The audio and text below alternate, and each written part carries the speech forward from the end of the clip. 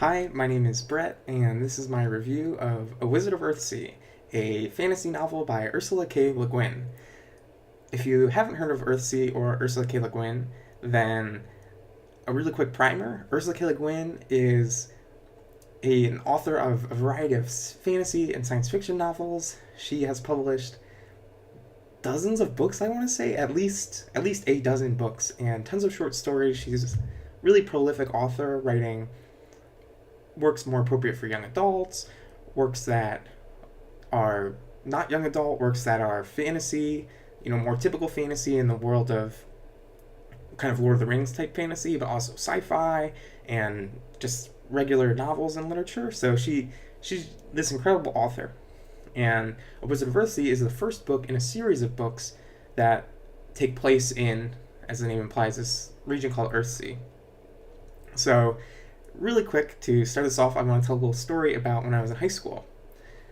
When I was in high school, I would say I despised reading.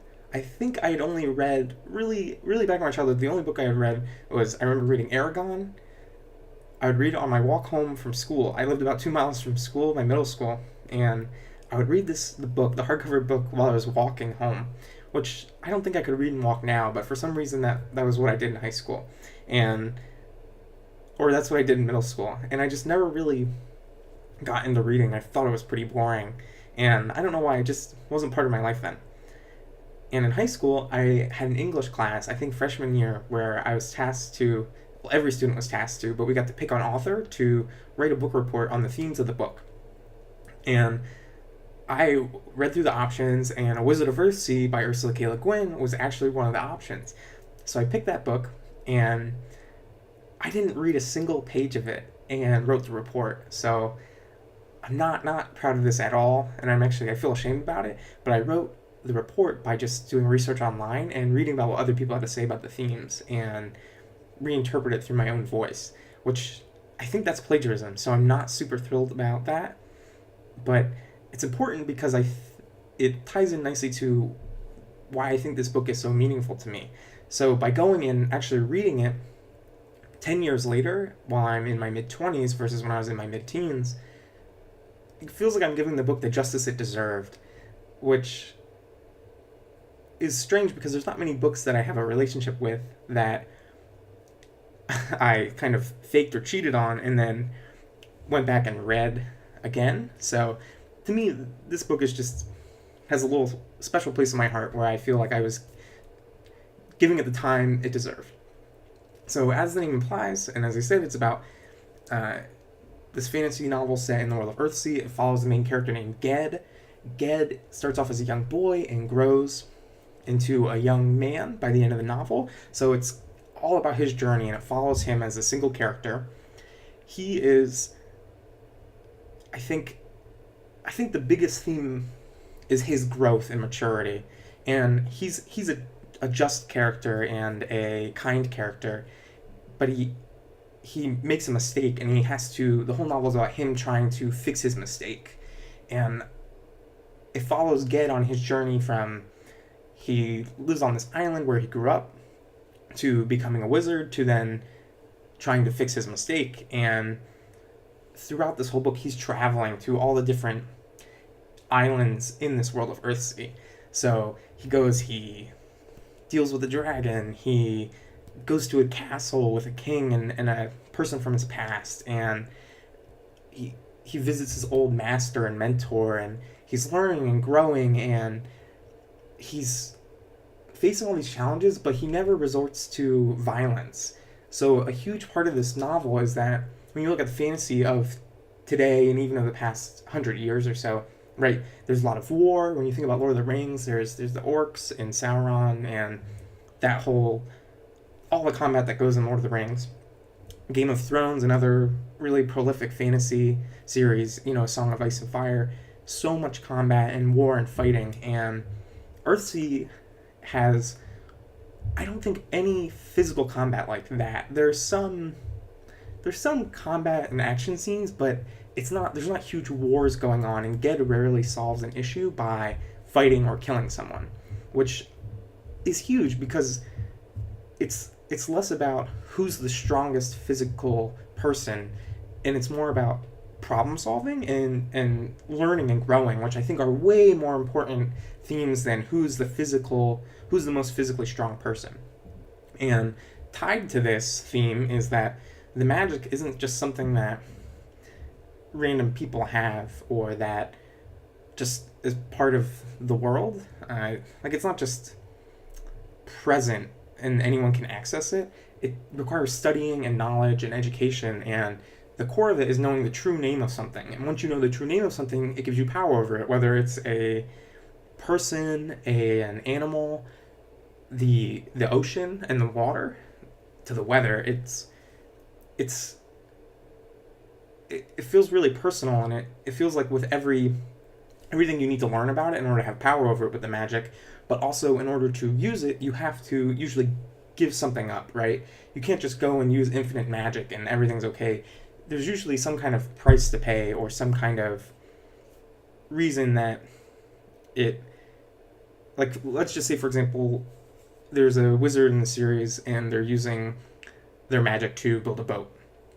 Well, that boat isn't just forever imbued with that magic. It requires energy and time and effort from the wizard to keep that magic going, which I think is really nice. It adds another layer to magic, which is pretty core to the book, which I think it handles really well. The writing, specifically, I think is really, really good writing. It's a little verbose for my personal taste, but I think everything has a nice flow to it. It is enjoyable to read. I'd find myself going back and rereading sentences and passages that were really impactful or I felt had more meaning on a second or third read, which I love books like that. I'm not super crazy about just page turners and running through it. I like to really chew on the words and think about it and let my mind wander and drift as I'm reading it and rereading it. And Earthsea, Wizard of Earthsea is really good for that. There's a specific quote in the book that I really enjoy, and it's just so simple, but to me it's so profound. Ged, the character, is on these islands fulfilling his post as a wizard, and he's on the island of Low Turning. And one of the islemen says to him, talking about the people of Low Turning, "We are none of us rich, though none starve." And that, to me, I just love that thought of everyone here looks after each other. No one is going and trying to. It's just, to me, it feels like it's the antithesis of capitalism, which is something I struggle with thinking about. And that sentence, right, "We are none of us rich, though none starve," sounds very like socialism, and I tend to lean more towards that world, and I really like thinking about it. I like how it was applied to this book.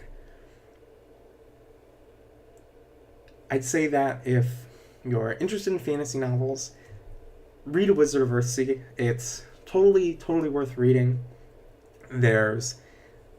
It's just a good journey, and it's an enjoyable journey to go on. The writing is layered, and there's more to it than just what's on the surface, and there's a lot to think about, and some really nice themes. As for me, I want to continue to read the books in the Earthsea series. I think the next one is called The Tunes of Atuan, which I'm going to read, but I'm actually taking a break, and I'm reading another book by Ursula Guin now called The Left Hand of Darkness, which is a science fiction novel about an emissary on a foreign planet called Winter. And so far that's been good, but that's for another video. And I'm also reading another book by Ursula Guin called Steering the Craft, which is about writing. And she's just so smart and incredible. So it's a real joy to learn and read and just engross myself in her works. And that's one of my favorite parts about reading, is when authors have many books to read. It's so enjoyable to go and read through them all, and it's almost as if you feel like you're getting to know that author and become more familiar with how they think about things and approach things, and then sometimes they go and defy your expectations of them, and it's such a wonderful experience, because when books are created by a sole creator, right, or when things are created by a sole person, so much of them are infused in it, and it feels so personal reading this thing that they wrote, and that's one of the things I love most about books is that personal connection and relationship. And I did a similar thing with Haruki Murakami, where I read most of his books all in a row over the course of a couple of years, because I'm not the fastest reader. And that was such a joy and such a pleasure. And yeah, I say Wizard of Earthsea, definitely worth the read. And I think it's a classic for a reason. And if you do get the edition I got is just the mass paperback. It's up on my bookshelf. And at the end, there's an afterword that Ursula K. Le Guin wrote over 40 years after it was published, which to me, that's incredible. Imagine making something and then thinking where you're going to be in 40 years and then reflecting on it. I mean, that's almost double my lifespan. And so I can't even look back, right? The most I can look back is maybe 10, 15 years. And to think that times 2 or 3 times, that's just so awesome. That's the kind of thing where, as I write and put things out into the world, I would love to be able to think about and revisit these things decades in the future. And Ursula K. Le Guin in that afterward just has so many wonderful and inspiring things to say about the book, about how it's kind of its impact and its role in the world and where she was when she wrote it and how it is now and how she was thinking about it. So if for anything, I think it's almost worth the read just to get to the afterword and hear what she has to say. Thank you.